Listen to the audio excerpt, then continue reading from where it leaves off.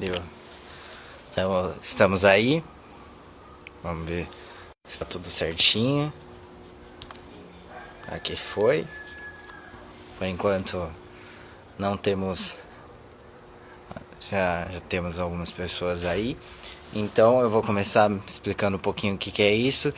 Oi gente, tudo bem? Meu nome é Bruno Otti, eu sou monitor da Produtora Experimental e está começando mais uma live da Produtora Experimental em parceria com a Rádio Gazeta Online.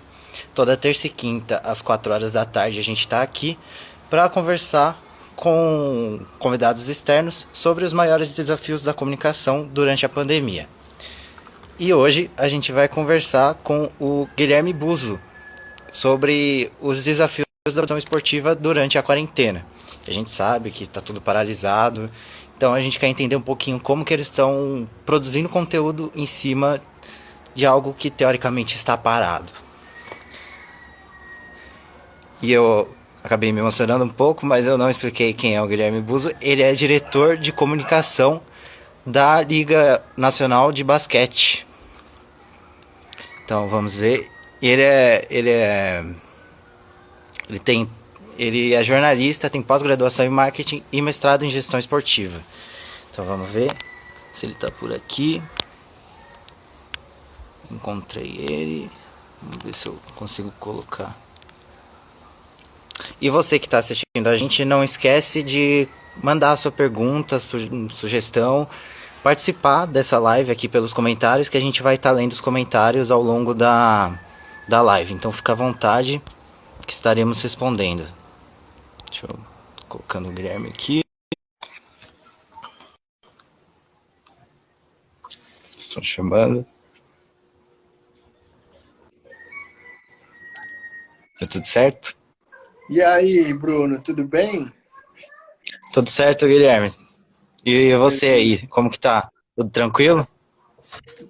Tranquilo na quarentena nunca tá. Tem duas crianças aqui no quarto É. fora do quarto gritando, mas se vazar não tem problema, né? Não tem. Aqui eu também tenho cachorro. Assim, a gente faz como dá, né? Não Exatamente. tem problema algum. Se vazar, não tem problema, fica Tá tranquilo. bom. Beleza. Bom, só vou explicar um pouquinho para quem está chegando agora que o Guilherme Buzo, ele é diretor de comunicação da Liga Nacional de Basquete e ele veio aqui para conversar com a gente sobre os desafios da produção de conteúdo esportivo durante a quarentena, certo? Então, Perfeito. eu já queria começar eu tô curioso para saber como a pandemia impactou a maneira de produzir conteúdo dentro da NBB. Impactou diretamente, né? Porque você imagina que a nossa rotina de produção de conteúdo ela é muito dedicada, muito focada no que está acontecendo, né? Que é o campeonato em si, que são os jogos. Então a gente, vamos dizer que é um trabalho meio padrão, assim. Você aquece o evento, né? Vamos dar o exemplo, o Jogo das Estrelas, que é o nosso evento principal. Você aquece esse evento, então fala de venda de ingressos, fala das atrações, você aquece esse evento nas mídias digitais e conteúdo que você vende para os veículos, né, para eles poderem publicar. Depois você faz toda uma cobertura em loco do evento em si, e a cobertura pós-evento, que também é muito interessante. Isso é um ciclo, né? Ele acaba sendo um ciclo, principalmente num campeonato como o NBB, que tem mais de 280 jogos, né? Você está o tempo inteiro tendo jogo rolando, então você tem muito assunto quente para falar. Quando a gente entra num período que não tem jogo, a sua rotina muda totalmente, e até você, de certa forma, você sai um pouco da zona de conforto, que é aquilo que você está acostumado a fazer todo dia, que é cobrir os jogos, cobrir os eventos. Então, muda totalmente o nosso ritmo, muda totalmente a nossa dinâmica como equipe de comunicação, e a gente teve que se reinventar, de certa forma, né? Trabalhar conteúdos trazer novos conteúdos, buscar inovações, buscar soluções tecnológicas para a gente continuar podendo ter essa conversa com os nossos fãs. Você comentou também que vocês produziam muito conteúdo relacionado aos jogos. Mas esse era o conteúdo mais comum que vocês produziam ou vocês acabavam usando o jogo para produzir vários conteúdinhos, assim, como que era? Sim, sim e não. Eu acho que você tem uma grande parte da cobertura focada no jogo, né? Focada na preparação, na cobertura do jogo em si, no pós-jogo, que é a cobertura quente que a gente fala, né? Que é o que está acontecendo no momento. Então você tem um jogador badalado. No nosso campeonato, por exemplo, o Jorginho é uma jovem revelação aí do basquete brasileiro que ele estava muito badalado, ele estava tendo uma temporada incrível. Então, você foca muito a comunicação nesse jogador e em outros jogadores que estão se destacando, ou numa equipe que está se destacando. Então, isso é uma parte bastante importante do nosso trabalho de comunicação. Mas, além disso, você também tenta focar em conteúdos que fogem do quente, que é o conteúdo que vai humanizar um pouco os atletas, que vai contar grandes curiosidades fora da quadra, que são os bastidores, que é o período que eles estão em treinamento, que é o período que eles estão curtindo outros eventos dentro dessa temporada inteira. Então, eu acho que são dois tipos de conteúdos distintos, todos eles com uma pegada mais de entretenimento. Eu acho que cada vez mais aqui no Brasil, principalmente, a gente está trazendo esse entretenimento para o esporte, esse conteúdo mais de entretenimento, e não somente no jogo em si. Isso já acontece lá fora, e acho que aqui o NBB e algumas outras entidades aqui no Brasil já fazem bem esse trabalho. Mas como eu falei, as duas coisas andam juntas, né? Porque no final das contas, o quente, né, que é o jogo, o que está acontecendo, os resultados, as vitórias, isso ainda, e acho que por muito, sempre no esporte vai ser muito relevante. Uhum. E você acabou citando vários conteúdos que vocês estão fazendo, mas qual está sendo a maior dificuldade na produção deles agora, nesse momento? Eu acho que eu acho que a maior dificuldade é você não ter como gravar do jeito que você está habituado a gravar. Por exemplo, quando a gente fala de vídeo, você está acostumado a gravar conteúdos de vídeo de jogo, vídeos que você está ali em loco captando essa imagem. Quando você vai fazer uma edição de um conteúdo mais especial, você mesmo capta essas imagens, você usufrui de uma estrutura já pré-estabelecida que a gente costuma utilizar, sempre utilizou. Nesse momento, a gente não tem essa estrutura. Então, muitas vezes a gente não tem essa estrutura porque não se pode sair de casa, né? Estamos evitando isso ao máximo. Então, você não vai até a casa do atleta para gravar com ele. Você depende que o atleta mande esse conteúdo para você, muitas vezes. Então, por um lado, isso é uma dificuldade. Por outro lado, cada né, essa pandemia está sendo, acho que, uma quebra de paradigmas também em relação aos atletas, aqui no Brasil principalmente, que sempre tiveram muita restrição a mostrar os bastidores, a mostrar o que eles são fora das quadras. Eu vejo que essa barreira está sendo quebrada em alguns aspectos, porque se eles não estão na quadra, se eles não estão treinando, se eles não estão em jogos, eles vão precisar aparecer dentro de casa. E é o que muitos evitam fazer. Então, você está vendo hoje, eu vou falar do NBB, mas isso eu acho que pode se aplicar a todos os esportes aqui no Brasil, jogadores que estão entrando no TikTok, jogadores que estão explorando outras postagens, outros conteúdos fora basquete. Jogador que está tocando violão. Eu tenho um exemplo bacana no NBB de um jogador que não gostava muito de mostrar a coleção de tênis dele. Nesse período ele já mostrou a coleção de tênis dele. Então, eu acho que é uma quebra de paradigma aqui no esporte brasileiro, porque lá fora os atletas já se posicionam muito mais para frente nesse sentido. Então, você vê o LeBron James mostrando a casa dele, mostrando o que ele faz nas terças-feiras, que ficou famoso lá com o Taco Tuesday.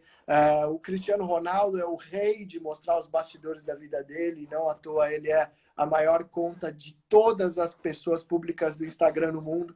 Então, nesse sentido, eu acho que esse período de pandemia ajudou um pouco a quebrar algumas barreiras que a gente tinha com os atletas. Uhum. eu acho que quando a gente produz conteúdo, a gente tem que saber, tem que entrar um pouco na cabeça das pessoas que vão consumir ele. Você acha que o fã de basquete, o fã da NBB, tá querendo consumir hoje, independentemente da pandemia? Esse é o nosso desafio semanal, aí, diário, enfim. Tentar entender o que vai ser bom conteúdo para ele, mesmo não tendo conteúdo quente. Então, em alguns aspectos, a gente tem tido alguns insights, assim, alguns feedbacks positivos, que é o quanto o conteúdo histórico ganhou relevância nesse momento. Por um lado, jovens que talvez não tivessem vivenciado essa época, sei lá, anos 90, começo dos anos 2000, jovens que hoje, ou públicos novos que hoje consomem basquete e há 5, 6 anos não consumiam, talvez hoje esses conteúdos antigos sejam muito relevantes para eles.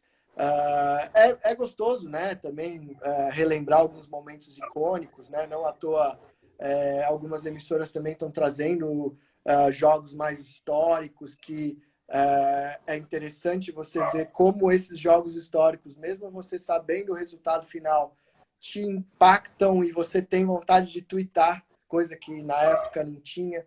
Então, eu acho que também está sendo uma experiência bem rica nesse sentido de como os conteúdos históricos estão performando bem nesse período.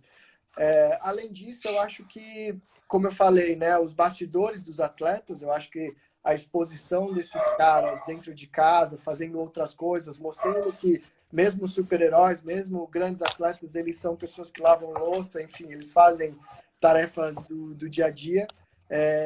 E conteúdos que engajam, né? Eu acho que o TikTok hoje é uma realidade, né? Você tem diversos desafios, você tem até uns conteúdos que eu particularmente acho um pouco exagerado, mas é uma realidade. E isso é o que o fã, em geral, principalmente o mais novo, quer consumir. Então, é uma mescla de conteúdos que você consegue executar nesse período, além das lives, né? Acho que estamos aqui hoje como provas disso. Estamos batendo um papo ao vivo.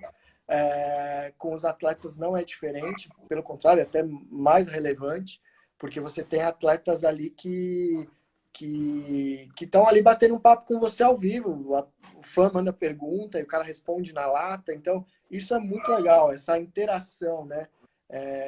Do fã com o atleta e com a liga e com os times, enfim, isso tem acontecido muito nesse período. Você citou que vocês estão resgatando momentos históricos, e então eu já vou puxar com a pergunta do Léo Levati aqui no chat, que ele perguntou qual a sua percepção sobre a paixão do brasileiro sobre o basquete. Eu acho que a paixão do brasileiro, acho não, isso são números, né? O basquete é um esporte extremamente popular no Brasil. Eu acho que, historicamente, ele sempre foi a segunda modalidade do país. Talvez as pessoas que estejam com a gente aí não saibam, mas o basquete é bicampeão mundial no masculino, é campeão mundial no feminino, tem cinco medalhas em Olimpíadas. Então, o basquete é extremamente vitorioso. Nos anos 90, final dos anos 90, começo dos anos 2000, ali o basquete sofreu algumas dificuldades de gestão, de visibilidade, enfim. E ele vem retomando recuperando esse momento perdido, né? E o voleibol, por outro lado, teve, né, uma sequência de gerações vitoriosas. Então, o basquete é muito relevante no Brasil. Você pode avaliar também pela quantidade de times tradicionais que o basquete tem até hoje. Então, você tem uma cidade como Franca, que carrega um histórico de mais de 50 anos realizando basquete no Brasil. Você tem um Flamengo que hoje é a segunda modalidade do Flamengo, é o basquete. Você tem clubes tradicionais em São Paulo, o Minas Tênis Clube em Belo Horizonte, cidade de Bauru, que hoje o Bauru Basquete talvez seja maior que o Noroeste no futebol. Então, são esses números, esses fatos que realmente demonstram a força do basquete.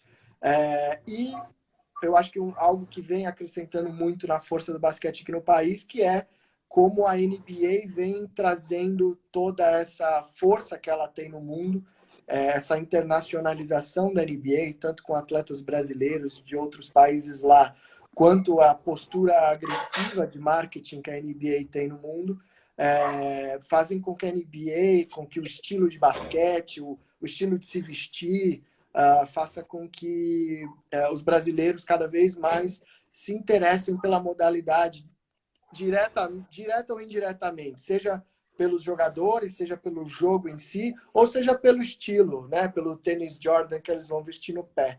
Então, o basquete tem essa vantagem. Eu acho que são poucas modalidades esportivas que trazem o lado fashion, o lado urbano, não urbano, mas o lado de se vestir, o lado de se portar, como o basquete, o surf, o skate, talvez o futebol. São poucas modalidades que conseguem abraçar o esporte e também abraçar um estilo de vida.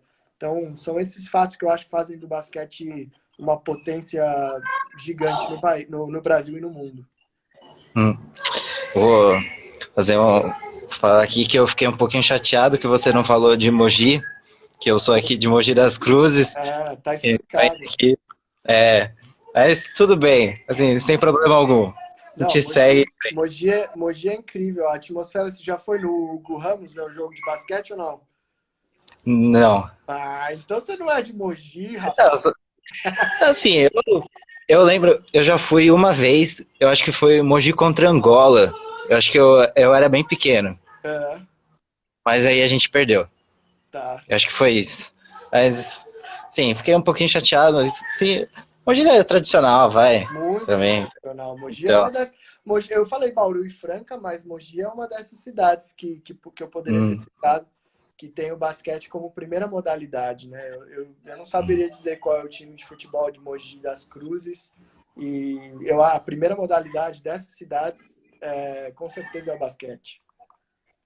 eu puxei o saco porque os meus amigos sempre me chamavam, né, pra ir em jogo e eu sempre acabava enrolando, mas não, vamos lá. E continuando aqui, eu queria saber um pouquinho como que essa distribuição de conteúdo é feita, assim, quais são as plataformas principais que vocês trabalham e como que essa curadoria de conteúdo é feita? Bom, essa pergunta eu gosto de responder ela de duas formas, né? Eu acho assim, nós temos o conteúdo que é trabalhado, né? Que é a cobertura, que é o engajamento com os fãs, que é o trabalho que a gente faz diretamente com os fãs no dia a dia, né? Que é abastecendo nossas plataformas proprietárias. Então, quando a gente fala de plataformas proprietárias, hoje o NBB se encontra. Ele tem o portal oficial, né? Não é um site, é um portal, é onde você vai ter toda e qualquer informação do campeonato, tabela de jogos, a página especial de cada jogador, cada time, as estatísticas do campeonato, o histórico, tá tudo no portal. E aí você tem as mídias sociais como um todo. Então hoje a gente está no Twitter, no Facebook, no Instagram e no YouTube. Acho que são as 4 principais plataformas. E no final do ano passado nós fomos a primeira liga esportiva do Brasil a ter uma conta no TikTok, que é uma experiência completamente diferente do que a gente vinha fazendo. Porque nas outras plataformas o consumo de esporte é mais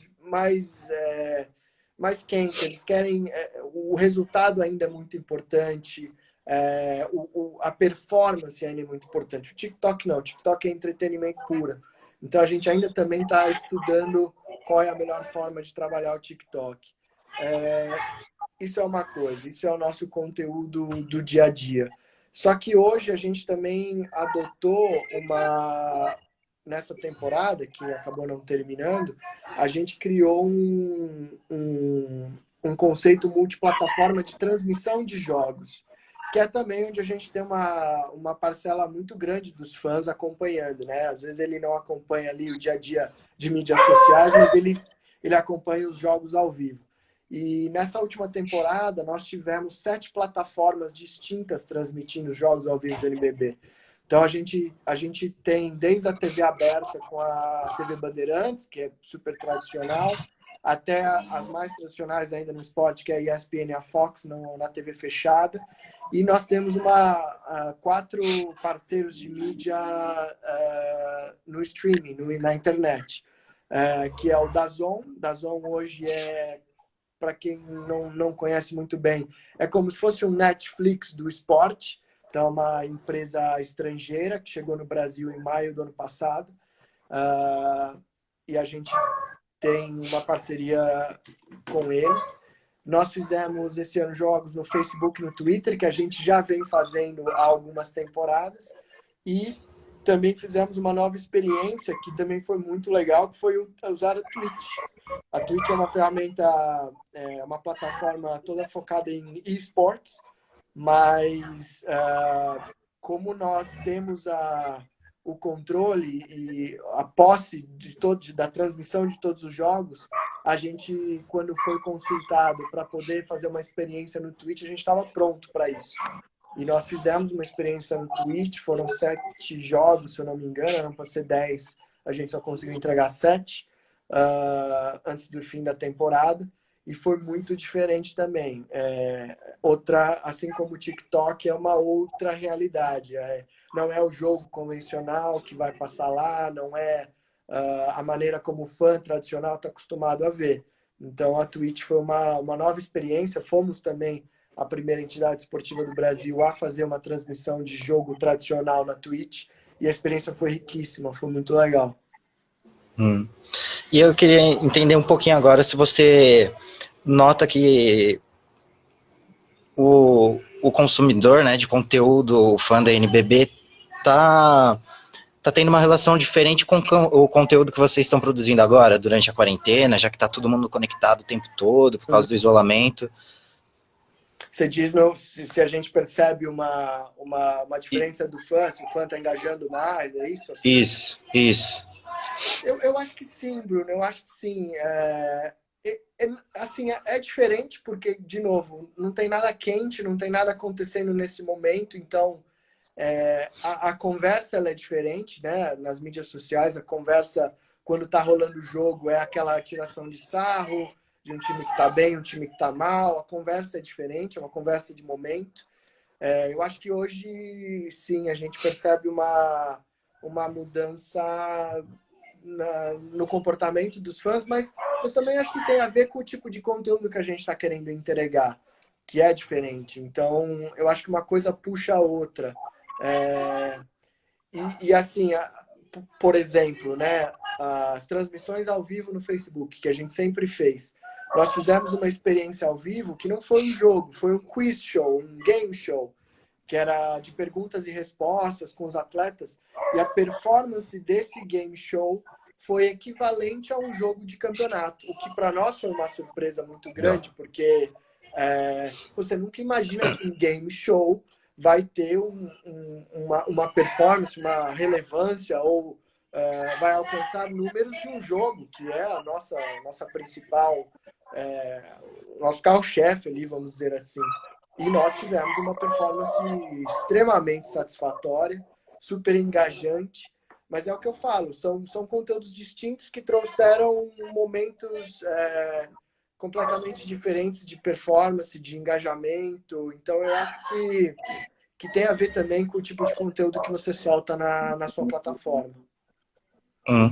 Bom, só para avisar o pessoal que está assistindo a gente, que a gente já está assim, encerrando.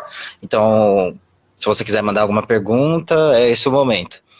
E agora eu queria entender um pouquinho, eu queria saber, na verdade, quais são, você acabou de citando um agora, por isso que eu já puxei, quais têm sido os métodos de comunicação que estão sendo mais eficazes no momento agora? Você acha que está sentindo que é mais para esse lado ou para o outro? É difícil. Essa pergunta ela é um pouco complexa, porque você tem algumas diretrizes que você quer seguir, né? Então, hoje, se você olhar, tem alguns perfis de mídias sociais que são extremamente apelativos. Eles vão ali na polêmica, porque sabe que isso vai bem e vai ter efeito no algoritmo da página. Então, e nós, como liga, a gente também não não pode entrar na polêmica, você tem que ter um zelo para certos tipos de conteúdo. Então, eu acho que como nós falamos anteriormente, você tem alguns conteúdos que você sabe que vão performar bem. Por exemplo, criamos uma votação para o público participar, que naturalmente já vai ter engajamento, para definir qual é a seleção da história do NBB. É um conteúdo que talvez se a gente tivesse com o campeonato rolando, nós não fizéssemos. Mas como o campeonato parou e a gente vai precisar gerar conteúdo, a gente achou que era pertinente soltar esse post naquele momento. Então, assim, você vai ter alguns conteúdos que você vai precisar do público e eles vão gerar um engajamento legal, ou alguns conteúdos que são jogadas, que são momentos interessantes, que talvez ele não dê comentários, talvez ele não seja algo que vai despertar a vontade do fã de comentar, mas ele vai curtir, ele vai assistir mais de uma vez. Então você tem duas linhas que eu acho que o grande barato da comunicação é esse, é você tentar, testar, errou, tenta de novo, deu certo, faz mais uma vez, porque às vezes tem conteúdo que você acha que vai super bem e não performa tão bem. E aí tem a ver com o dia que você soltou. Nós já fizemos, por exemplo, jogo no Twitter que voou, só que tivemos que fazer um jogo no Twitter uma vez, num dia de uma final de Libertadores, não era final de Libertadores, era semifinal de Libertadores, enfim. A gente achou que, pô, o pessoal tá online, talvez esse jogo vá bem. E não foi bem. Então, tem tudo a ver com o algoritmo, tem tudo a ver com para onde o rumo da conversa está indo. Eu acho que o segredo é estar antenado, entender o que está acontecendo e tentar fazer um conteúdo de qualidade. Tentar ser constante, porque ser genial toda hora é impossível. Você não vai conseguir ser genial toda hora. Você não vai acordar toda manhã e falar assim, meu, tive uma ideia genial. Não adianta, não é assim. Lógico, quanto mais ideias geniais você tiver, melhor.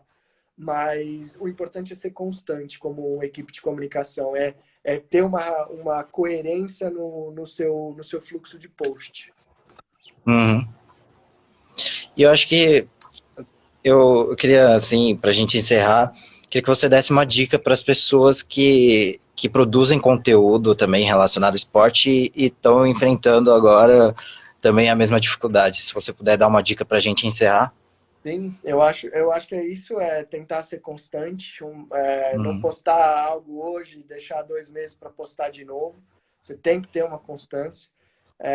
E referência, buscar muita referência, porque eu acho que o conteúdo esportivo ele é bem particular, não adianta você querer fazer algo que não faça sentido para o fã do esporte. Lógico, tem alguns conteúdos que vão ser diferentes do que o público está acostumado. Só que tem muita coisa que funciona, que já está sendo feita nas ligas lá fora, em algumas ligas daqui, com clubes daqui. Eu acho que tá antenado, entender o que a conversa tá rolando nas mídias sociais. Então, muitas vezes a gente é bem curioso quando a gente coloca um meme do nada no nosso perfil. Você vai ver fãs do esporte muito bravos falando assim: que post idiota, NBB. E fãs que acham aquilo a coisa mais impressionante do mundo, porque eles falam assim: olha o NBB que sagaz, que antenado que ele tá. Então, tá antenado na conversa e ser constante. Eu acho que são as duas.